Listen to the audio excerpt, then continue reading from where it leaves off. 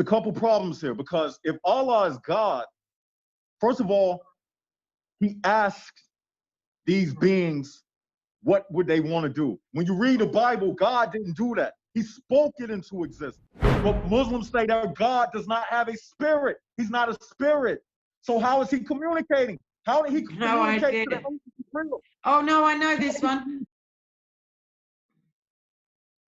All right, good afternoon, everybody. I have a guest today. His name is Jacob. His channel is The False Prophet.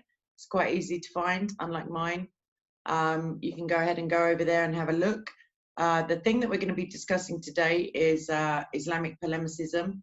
So before we get into Surah 41:11 and how Jacob's going to explain how that debunks Islam in effect, we're just going to ask a couple of questions. So Jacob, thanks for coming on. And how did your interest in Islam arise? Like, do you have a background with Islam?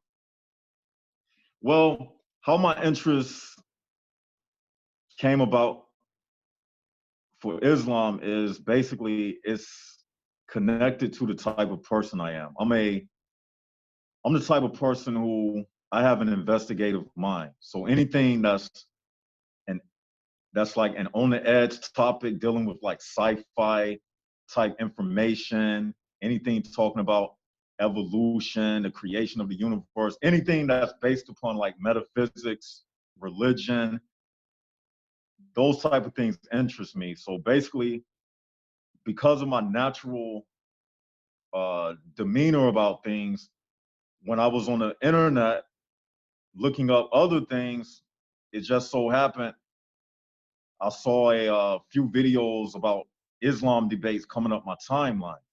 And I started, getting interested in it. But even before the like advent of YouTube and everything, I had already purchased a book about the origins of Islam. So my interest level was already there, but the internet and the debates and everything, it just took it to the next level. Great. And do you have a faith of your own? Yes, I follow the Judeo-Christianity religion. That's my background. Yep, great. All right, then, so we may as well just jump straight into it. At some point, I'm going to share my screen to facilitate like what you're chatting about. Hopefully, you'll be able to see it, but for sure, the people watching the video will be able to see it, she said confidently. So you just let me know when you want me to pop the hadith or the surah onto the screen, and we'll just go from there. So I'm going to let you speak now. So Surah 41:11 and how it debunks Islam. So I'm going to share my screen because I assume you're going to go to this verse first. Surah 41:11. Is my face showing on the screen now? Yeah, I can see you in a small section. Yeah. Okay. Surah 41:11, and we're reading the Sahih International Version, okay? And it says, then he directed himself to the heaven while it was smoke and said to it and to the earth, come into being willingly or by compulsion. They said, we have come willingly. Now, this one verse totally destroys Islam. I have a video on my channel where I already discussed this, but I'm presenting it now to a wider audience. Now, it's a couple of problems within this passage. Now, the first thing Muslims say, they tell you that there is nothing like Allah, nothing can compare to him, and that he exists outside of time and space, and that before anything was created, only Allah existed by himself and in and of himself. But this verse disproves that, okay? Now, notice what it says. It says, then he directed himself to the heaven while it was smoke and said to it and to the earth, come into being. Now, when it's talking about the earth right here, it's talking about the formless earth. Right. When the earth was without form, without shape, okay? And the smoke is the heavens, right? Mm-hmm. So in this verse, you have Allah speaking to beings. Notice I said he is speaking to beings, just like himself. And how do we know that he is speaking to beings? Because he asked them a question. He said, come willingly or by compulsion. Mm-hmm. Now, these are soul beings that have existed alongside Allah for all eternity. How do I know this? Because this is before creation. Right. This story is talking about the formation of everything, the heavens and the earth. Okay? So Allah is speaking to soul beings. Now, how do we know that this formless earth and smoke has a soul? Okay, you know why? Because Allah asks, come willingly or by compulsion. The fact that he did that, that's laying out a moral decision, because obedience is something that's understood by beings that have a soul. Right. Decision making is something that's only understood by something that has a soul. Like if God says, like God says in the Bible, I put before you life and death. Choose you this day whom you will serve. So you have Allah speaking to the smoke and earth saying, will you come willingly or by compulsion? So these are not inanimate states of being that he is speaking to. Because an inanimate state of being, you wouldn't ask it a question like that. But it gets better. For sure, it wouldn't answer you. It wouldn't answer you, okay? But it gets better, all right? They said, when you use the word they, that's a plural, it's like a plural noun or pronoun, right? Yeah. It's like a plural form of a pronoun, they. Yeah. So when you say they, and then behind the they, you have the word said, you have just proven that you are talking to beings because you're using the word they. Yeah. You get what I'm saying? That's a pronoun, a plural pronoun. They said, they made a decision. They had a conscience to choose right from wrong. Yeah. So that means they had a soul. They got a soul in them, right? Yeah. Because he gave them the choice. They've got He gave them the choice to come willingly or by compulsion. Okay? They said, we have come willingly. Okay? So they decided to come willingly. You see what I'm saying? Yeah, yeah. Okay. I've not heard this before. Yeah. How is this damaging to Islam? Because Muslims talk about the Trinity, right? They say that Allah is the father to no one. He begets not. He doesn't have a girlfriend. Yeah. Yeah, it says he begets not, nor is he begotten, right? Yeah. Okay. If that's the case, if he is the father to no one, he begets not, neither is he is begotten, then who is the father or mother of these two soul beings? Yeah. Yeah, it's a You get what I'm saying? Yeah, yeah, I do actually, yeah. So this in itself has created a trinity that Muslims will reject. When Christians, we believe in a trinity. They will reject the trinity, but in their own Qur'an, in Surah 41:11, you have a trinity because you have beings that don't have a beginning. Yeah. Nowhere in this reference does it say Allah created the smoke and Allah created the formless earth. It doesn't say that. No. So these two beings, they always existed, and this is outside of time and space. How do we know it's outside of time and space? Because this was before the creation of the sun. This was before the creation of the moon. This was before the creation of gravity. None of that existed yet. Yeah. And in the Quran, just to check a reference, doesn't it speak about the moon and the sun was set in place to keep time? Does it say something like that? I think so. I can check that in a minute for you, if you'd like. But anyway, this is before time and space, because there is no sun, there is no planets. There can be no day and night if there's no sun and moon. Right. There's no sun and moon. This is outside of time and space.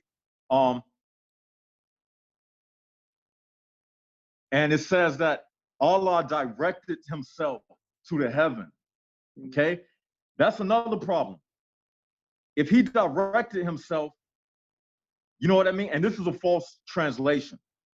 It says in Arabic that he turned. Right.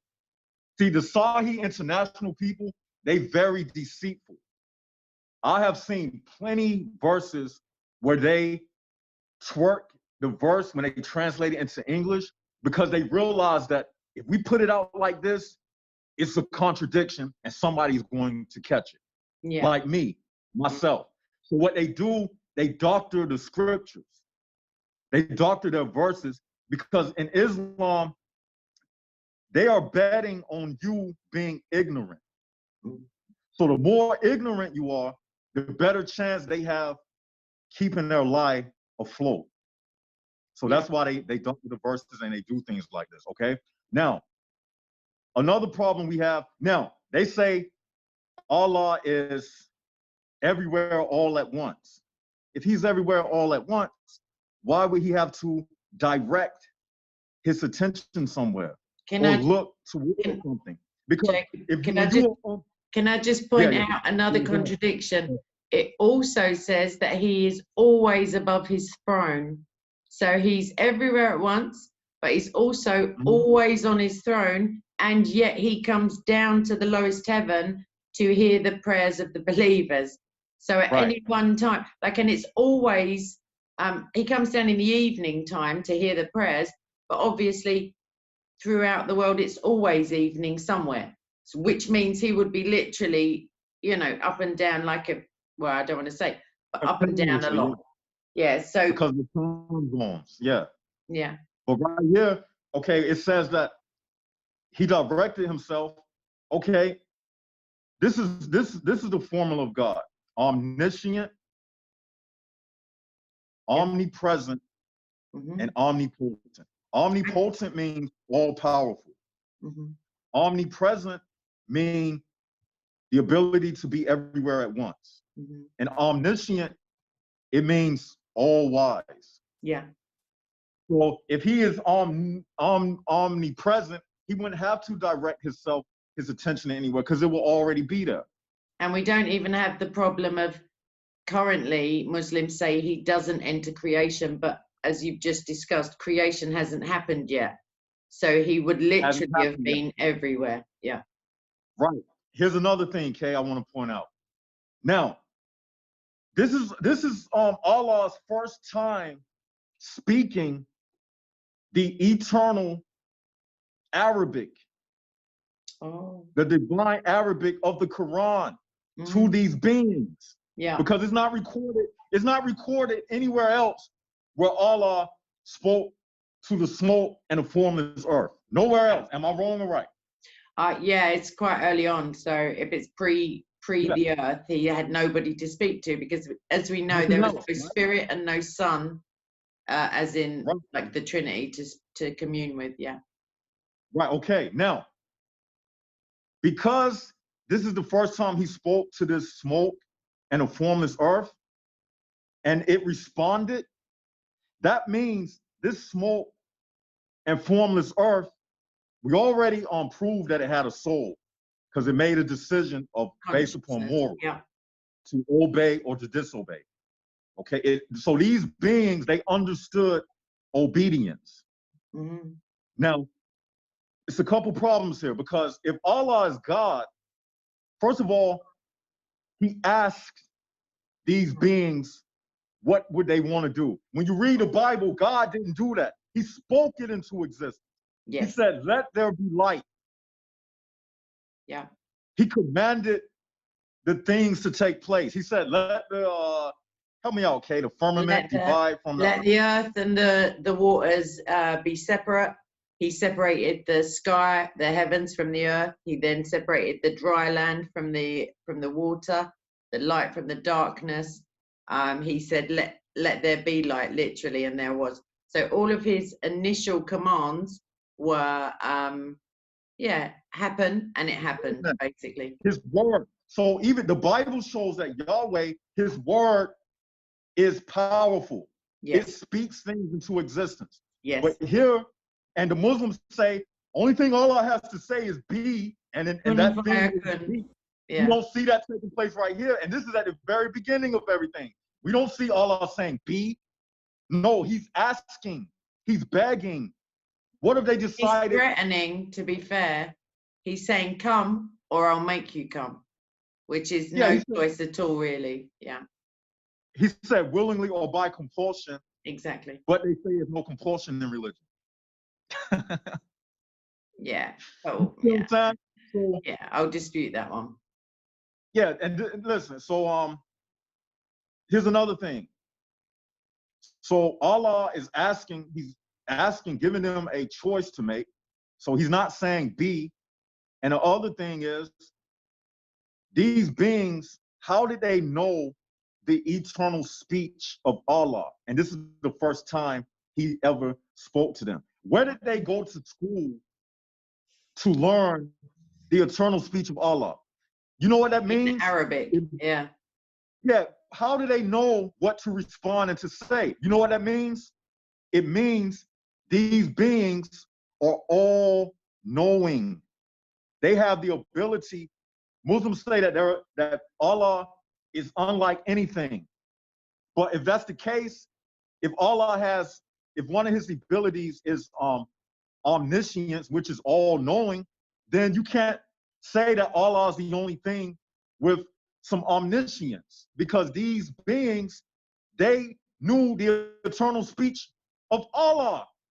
You can't even say you can't, from the Quran, you can't even say he's the only creator, because he himself rather modestly says that he is the best of creators, showing that there are more, and Isa creates in the Quran by the permission. But just because you have permission doesn't mean you couldn't do it without permission.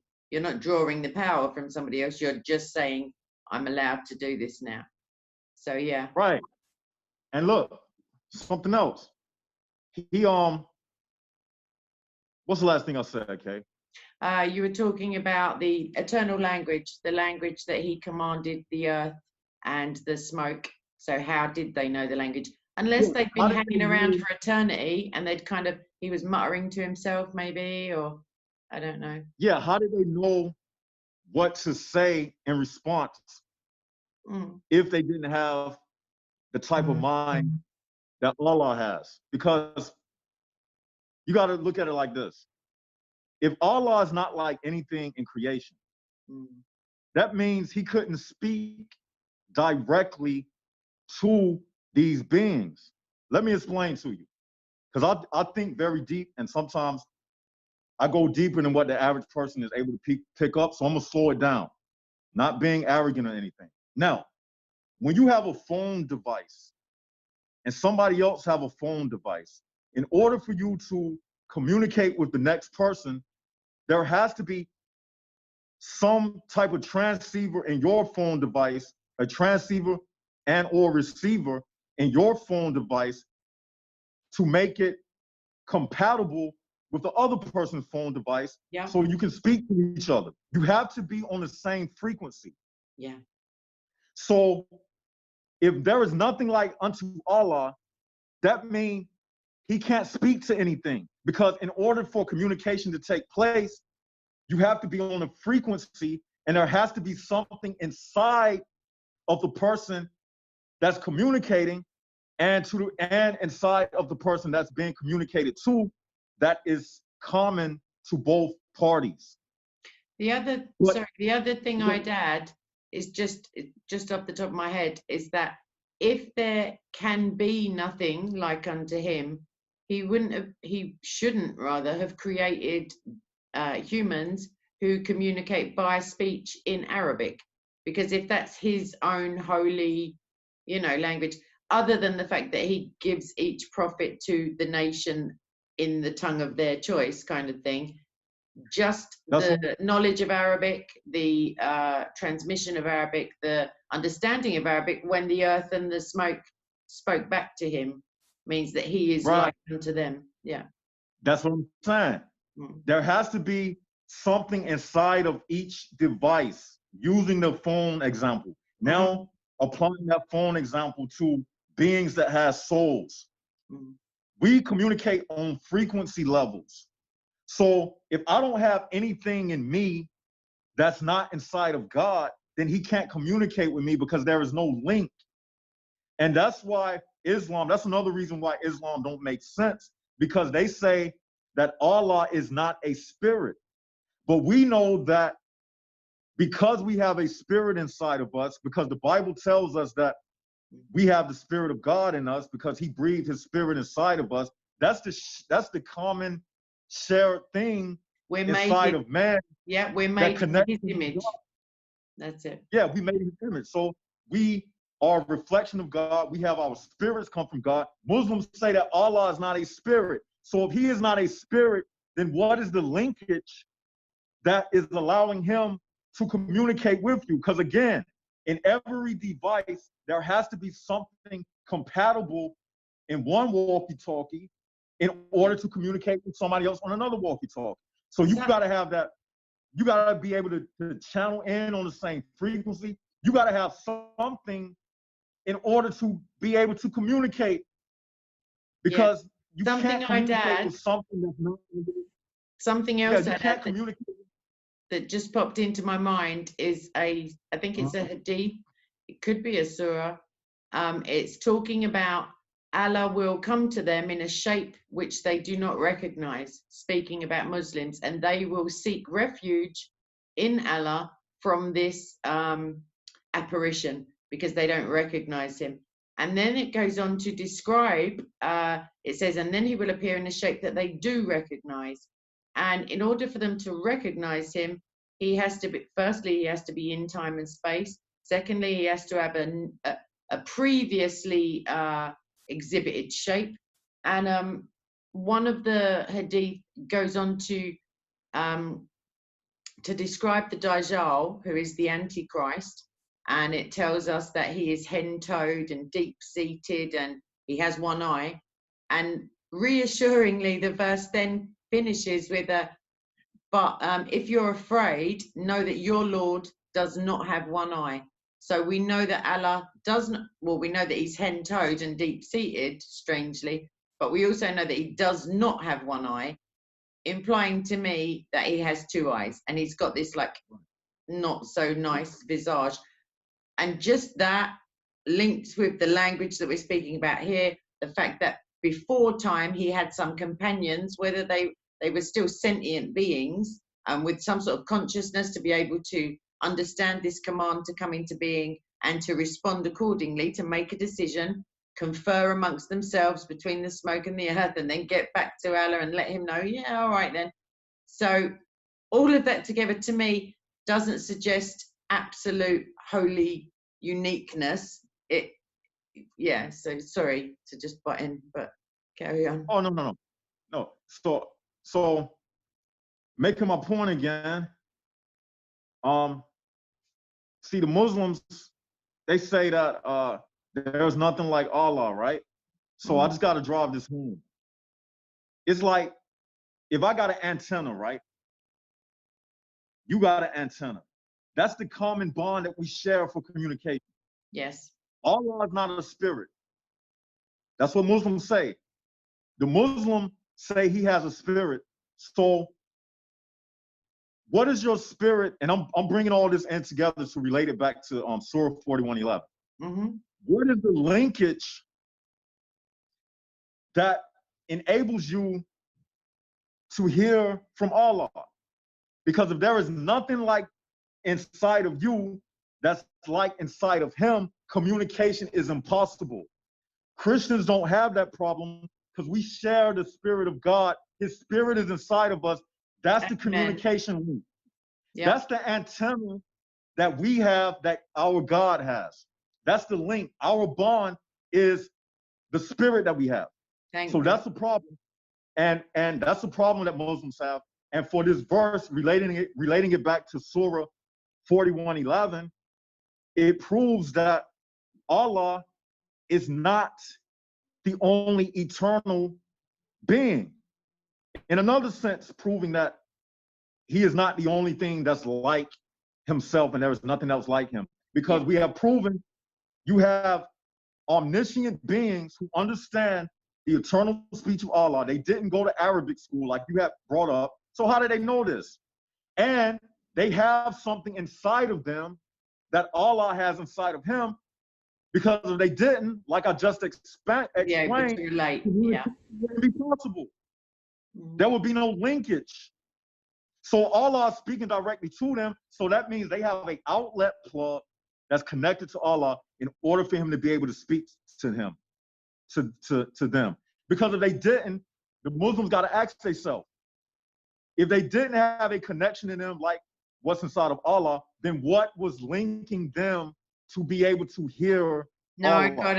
I got it. You know why I've got it? Because I've got the same kind, I've got ears and you've got a mouth, exactly what you're discussing. They had something to be able to receive and transmit, and so did Allah. So there's a similarity right there. I'm going to stop sharing the screen for 1 minute, just so we come back. For every being that communicates with each other, you gotta have something that can receive frequencies and transmit frequencies inside of you with the person that's communicating with you in order for communication to take place. But Muslims say that God does not have a spirit. He's not a spirit. So how is he communicating? How did he communicate to the Oh no, I know this one. I know this one. He communicates through a book and through some dude who turns up and strangles people. Yeah. Oh, burning. Yeah. He does a few little. He seems to come in handy for Muhammad. I would say that. Like Aisha said, she narrated. I'm gonna get the words wrong. I'm paraphrasing. She basically said, "You're so lucky, Muhammad, because everything you do, Allah reveals a verse that says it's all right to do that." Like, she was quite surprised at how favored he was of God. Right. So don't they say that Allah, he ordered Jibril to transmit the Qur'an to Muhammad? But how did he speak to Jibril to do that if there is nothing like Allah inside of Jibril? So how did he communicate to Jibril? You get what I'm saying? No, I really do, yeah.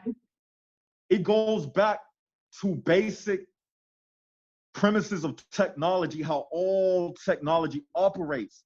Within all computer systems, there has to be a way of correspondence for it to take place. But with this Allah, there is no connection whatsoever. So how is he even communicating? So, okay, I think I've driven that home enough. I had to do that. I had to do that so people can really get it, so they can understand. Because for any naysayer, for any Muslim who look at this and you're a naysayer, you got to prove to us what is the linkage inside of you that connects to Allah for you to communicate with him. Because you told us he's not like anything. Okay, but anyway. Right, hold up. Wait up, Jacob. I'm going to pause this for 2 seconds because I think that wraps up that section quite well. So give me a second.